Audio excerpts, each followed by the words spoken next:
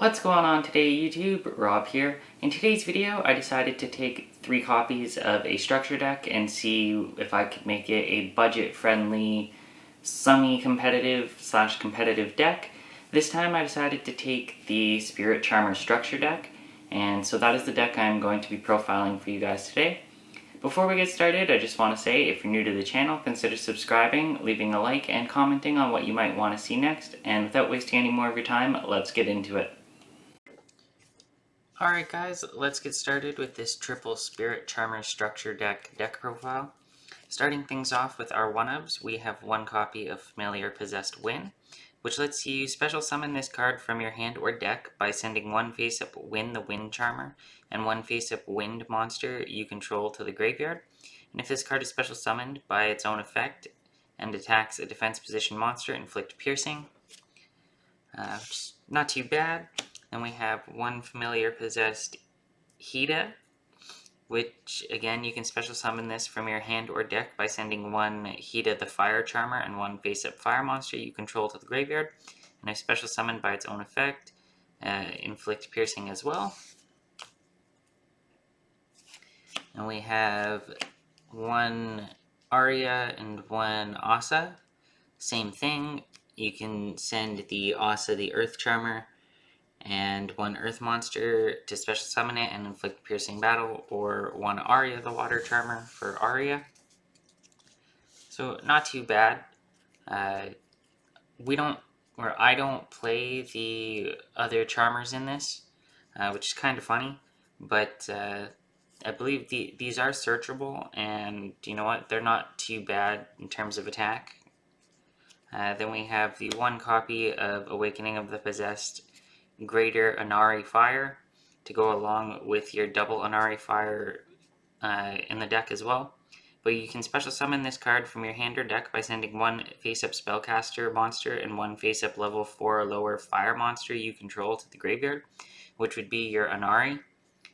And then you can only use each of the following effects of Greater Inari Fire once per turn.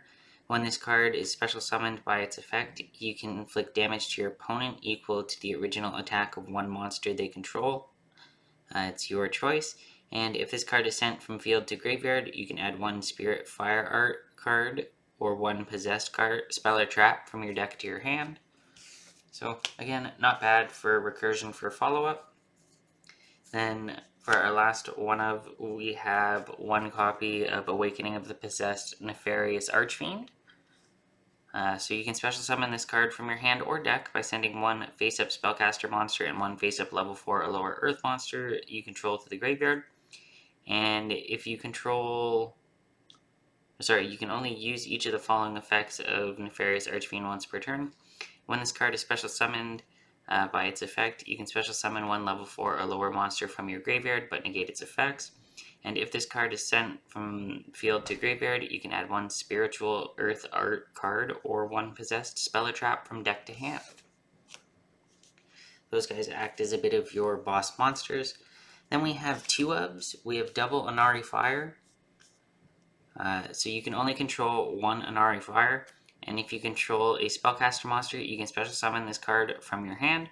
Once per turn, during your next standby phase, after this face-up card on the field is destroyed by card effect and sent to the graveyard, you can special summon it from your graveyard.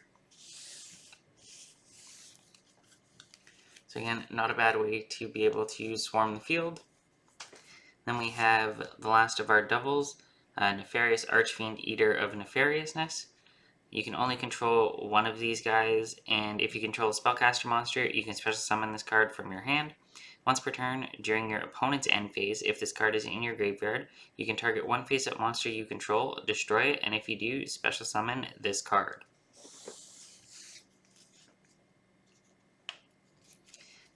That's it for our 2-ofs. Let's move on to our 3-ofs. We have 3 copies of Witchcrafter Golem Aruru, which when your opponent activates a card or effect that targets a Spellcaster monster or monsters that you control or targets it for an attack quick effect, you can target 1 card your opponent controls or 1 Witchcrafter spell in your graveyard, special summon this card from your hand, and if you do, return that targeted card to the hand. You can only use this effect of Golem Aruru once per turn, and once per turn during your opponent's standby phase, return this card to the hand. It's a really good way to be able to recur and interrupt some of your opponent's plays, as well as being able to get a decent sized monster onto the field. Next up for our 3-ofs, we have 3 copies of Fairy Tale Luna. So when this card is normal summoned, you can add 1 spellcaster monster with 1850 attack from your deck to your hand. Once per turn, quick effect, you can target 1 face-up monster your opponent controls, and your opponent can send 1 card with that monster's name from their deck or extra deck to the graveyard to negate this effect. Otherwise, return both this card and that monster to the hand.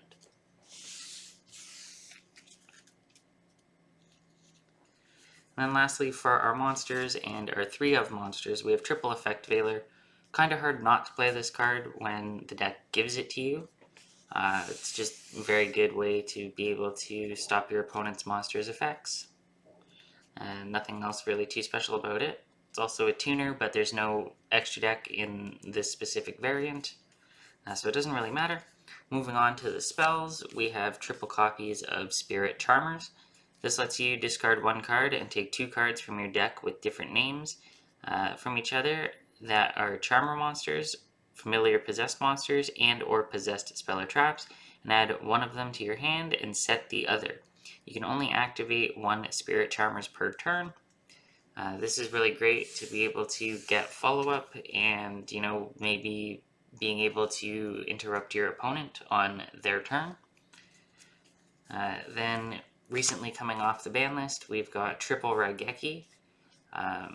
It's not necessarily the greatest, but I figured if we have it in the deck, why not? It's always a threat to be able to nuke your opponent's entire board, especially in combination with our next 3-of, which is Dark Ruler No More, because this lets you negate all effects of all face-up monsters your opponent currently controls until the end of this turn. And even though after this card resolves your opponent takes no battle damage, it's still worth it because you can negate all the effects, and depending on what your opponent has on board, and if you have Raigeki in hand, you just nuke their board and continue on from there.